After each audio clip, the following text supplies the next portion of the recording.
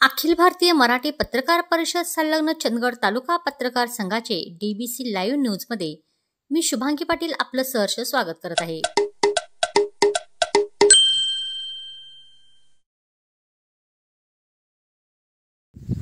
चंदगड तालुक्यातील किनी या ठिकाणी राहणारे संजय कुटरे या शेतकऱ्यांनी आपल्या शेतामध्ये सेंद्रिय खतांचा वापर करून वेगवेगळ्या पिकांचे उत्पन्न केलेले आहे। सेंद्रिय खताचा वापर करून त्यांनी उत्तमरित्या विविध पिके घेतलेली आहे।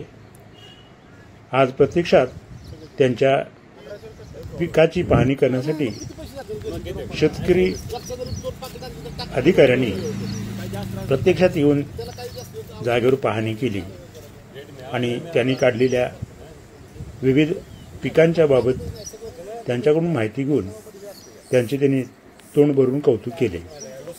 संजय कुटरे हे या सेंद्रिय पिकांच्या बाबत अभ्यासपूर्वक त्यांनी पीक उत्पादन घेतले। त्याबाबत अधिकाऱ्यांनी प्रत्यक्ष काय बोलले पाहिजे। आमचे मित्र आणि या भागातील शेतकरी संजय कुटरे यांच्या व्हिजिटला आम्ही आज इथं कृषी विभाग तसेच मी व्हिजिटला आलो आहे।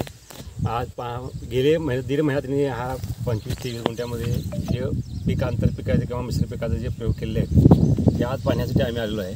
त्यामध्ये त्यांनी हिरवा मूग, चवळी, तुरी, स्वीटकॉर्न म्हणजे मधुमका, तसेच तीळ, हे थोड्याफार प्रमाणात घरात खाण्यायोग्य भाजीपाला हे पूर्ण बऱ्यापैकी 70 ते 80% सेंद्रिय पद्धतीने लागवड केलेली आहे। या सेंद्रिय लागवडीचं एकच महत्त्व आपल्याला ते दिसून येईल की ह्या किडीच्या पिकावरती रोगाचा प्रादुर्भाव आणि किडीचा प्रादुर्भाव एकदम कमी आलेला आहे आणि उत्पन्न पण त्या म्हणण्यासारखं एक नंबर आलेला आहे। पण मी या शेतकऱ्यांना एकच अनुभव म्हणजे माझ्या अनुभवातून किंवा माझ्या एक्सपिरियन्स मी सांगू शकतो की सगळं शेतकऱ्यांनी ऊसाच्या मागं न लागता किंवा बाकीच्या पिकाच्या न लागता या आंतरपीक किंवा मिश्र पिकांमध्ये जास्तीत जास्त लोकांनी सहभाग घ्यावा, जेणेकरून तुमच्या ह्या नदीकाठला जे हुमणीचा प्रादुर्भाव आहे किंवा वाळवीचा जो प्रादुर्भाव लागत आहे त्या दृष्टिकोनातून तुम्ही सूर्यफूल घ्या, झेंडू पीक घ्या। आज बाकीची जी पिकं आहेत जेणेकरून हुमणीचा त्या पिकावरती जास्त प्रादुर्भाव होत नाही, ह्या पिकात जास्तीत जास्त शेतकऱ्यांनी अवलंब केल्यास ऑटोमॅटिकली तुमचा हुमणीचा प्रादुर्भाव शेतकऱ्यांवर या पिकावरती कमीत कमी होईल आणि जेणेकरून शेतकऱ्याला 4 पैसे लवकरात लवकर या 2-3 महिन्यांमध्ये उपलब्ध होतील। आणि दुसरी गोष्ट सगळ्यात महत्त्वाची म्हणजे संजय कुटरे हे गेली 15-20 वर्ष ह्या शेतीमध्ये कायम नवीन प्रयोग करत असतात। मागच्या वेळी पण यांनी वेगळा प्रयोग केला होता, त्या प्रयोग त्यांचा चांगला। नमस्कार, आज आम्ही किनी येथील प्रगतशील शेतकरी संजय कुटरे यांच्या प्रक्षेत्रावरती उपस्थित आहे।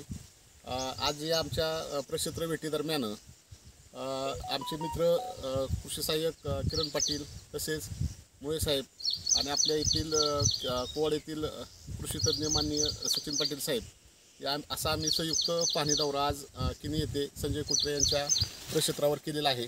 त्यांनी एकंदरीत 23 गुंठे क्षेत्रामध्ये मूग असेल, उडीद असेल, त्याचप्रमाणे मधुमका असेल, तसेच तीळ अशा वेगवेगळ्या मिश्र पिकांची या ठिकाणी लागवड केलेली आहे। आणि या ठिकाणी पाहणी करताना म्हणजे अतिशय आनंद होतो की सर्व पिकं अतिशय चांगल्या स्थितीमध्ये आहेत आणि हा करण्याचा त्यांचा उद्देश आहे की ही मिश्र पिकं केल्यामुळे मूग असेल, उडीद असेल, ह्याचा जर पाला आपण पाहिला तर जमिनीमध्ये पडल्यानंतर पुढील पिकाला सुद्धा त्याचा फायदा होणार आहे। आज आपण पाहतो की आपल्या किनीकर या भागामध्ये नदीकाठच्या भागामध्ये वेगवेगळ्या प्रकारच्या ऊसासारख्या पिकाला हुमणीसारख्या किडींचा मोठ्या प्रमाणावर प्रादुर्भाव झालेला आहे आणि आम्ही कृषी विभागाचं जे आता डॉक्टर पंजाबराव देशमुख नैसर्गिक शेती अभियान म्हणून सध्या चालू आहे त्या अंतर्गत आम्ही शेतकऱ्यांना सुद्धा अशी मूग, उडीद यासारखी पिकं घेण्यासाठी परावृत्त करत आहोत आणि अतिशय कौतुकाचं आणि आम्ही कृषी विभागाच्या वतीने कुटरे साहेबांचं या ठिकाणी अभिनंदन करतो की किनीकर या भागामध्ये पहिलाच प्रयोग त्यांनी अतिशय चांगला केलेला आहे। मूग, उडीदमध्ये असेल, तीळ असेल किंवा मधुमका असेल, गोड मका, तर हा 23 गुंठ्यामध्ये खरंच सर्व शेतकऱ्यांनी पाहण्यासारखा हा प्रयोग आहे।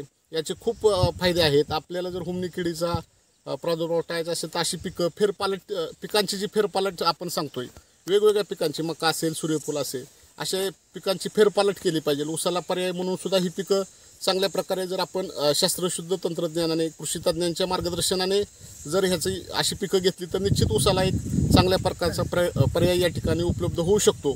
त्यामुळे आम्ही कृषी विभागाच्या वतीने सर्व आपल्या चंदगड तालुक्यातील शेतकरी बांधवांना आव्हान करतो की अशा प्रकारच्या मिश्र पिकांकडे मूग असेल, उडीद असेल, चवळी असेल, वाल असेल, घेवडा असेल किंवा वेगवेगळ्या प्रकारचे मका असेल, जसं मी सांगितलं सूर्यफूल, अशा वेगळ्या पिकाकडे वळण्याशिवाय आपल्याला गत्यंतर नाही. तरी सर्वांनी याकडं गांभीर्याने विचार करावा. ही धन्यवाद. मी Shubhangi Patil, DBC live news करिता. पाहत रहा DBC लाईव्ह न्यूज.